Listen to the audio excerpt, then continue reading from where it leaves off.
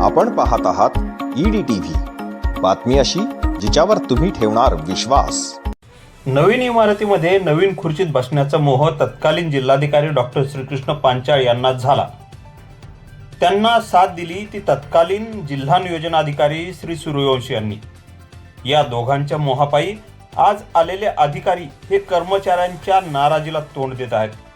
सुमारे 18 कोटी रुपये खर्च करून जिल्हाधिकाऱ्यांचे हे नवीन नियोजन भवन बांधण्यात आले। तत्कालीन उपमुख्यमंत्री स्वर्गीय अजितदादा पवार यांनी या इमारतीची पाहणी केली आणि सकाळी 7 वाजताच कामाच्या दर्जाबाबत नाराजी व्यक्त करून या इमारतीचे स्ट्रक्चरल ऑडिट करा अशा सक्त सूचना तत्कालीन जिल्हाधिकाऱ्यांना दिल्या। जिल्हाधिकारी डॉक्टर श्रीकृष्ण पांचाळ यांनी देखील तू मारल्यासारखे कर मी रडल्यासारखं करतो असे करत वेगवेगळ्या संस्थांकडून निविदा मागविल्या।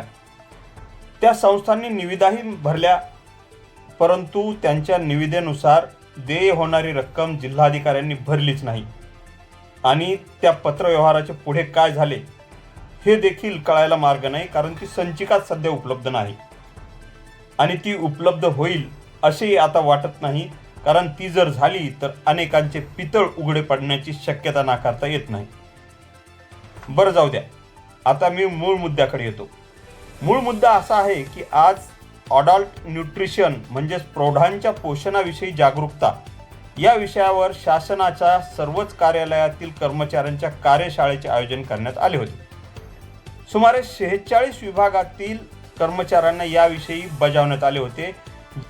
ज्यांना इथे येणे शक्य नाही त्या कर्मचाऱ्यांनी ऑनलाईन या कार्यशाळेत सहभाग नोंदवावा असेही बजावण्यात आले होते। दुपारी 4 ते 6 वेळेच्या दरम्यान हे नियोजन होणार होते।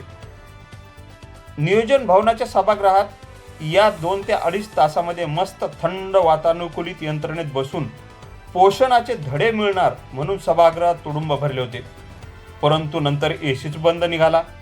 त्यामुळे पोषण आहाराचे धडे घेणे तर बाजूलाच राहिले, परंतु अंगात असलेले पाणी देखील घामाच्या धारामधून बाहेर जायला सुरुवात झाली। अवघ्या 1 वर्षामध्ये एसी बंद पडण्याची ही दुसरी वेळ आहे। एसी बंद पडल्यामुळे एका महिला उपजिल्हाधिकाऱ्याला भोवळ यायला सुरुवात झाली आणि सभागृहातून बाहेर येऊन मधल्या मोकळ्या जागेत पंख्याखाली त्यांनी ग्लुकोजचे पाणी पिऊन परिस्थिती पूर्वपदावर आणली। एसी बंद असल्यामुळे पुन्हा या कार्यक्रमाचे ठिकाण बदलून महसूल सभागृह झाले। तिथे जागा पुरेना, मग इकडच्या खुर्च्या तिकडे आणि तिकडच्या खुर्च्या इकडे आणण्यातच वेळ गेला।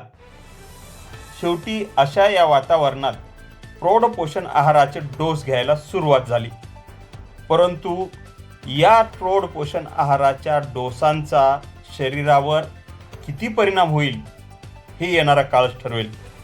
कारण जर डोकंच शांत नाही, जर मनच शांत नाही, तर हा आहार शरीरावर काय परिणाम करणार असाही प्रश्न आता उपस्थित व्हायला लागला आहे। त्यामुळे या इमारतीच्या खुर्चीत बसले कोण, निघून गेले कोण आणि आता त्रास होतोय कोणाला, या सर्व प्रकारातून जर सुटका पाहिजे असेल तर विद्यमान जिल्हाधिकारी आशिमा मित्तल यांनी पुन्हा बिल्डिंगचे स्ट्रक्चरल ऑडिट करावे आणि पुन्हा एकदा सार्वजनिक बांधकाम विभागाकडून राहिलेले काम पूर्ण करून घ्यावे अशी मागणी आता व्हायला लागली आहे। Dilip Ponerkar, EDTV news, Jalna.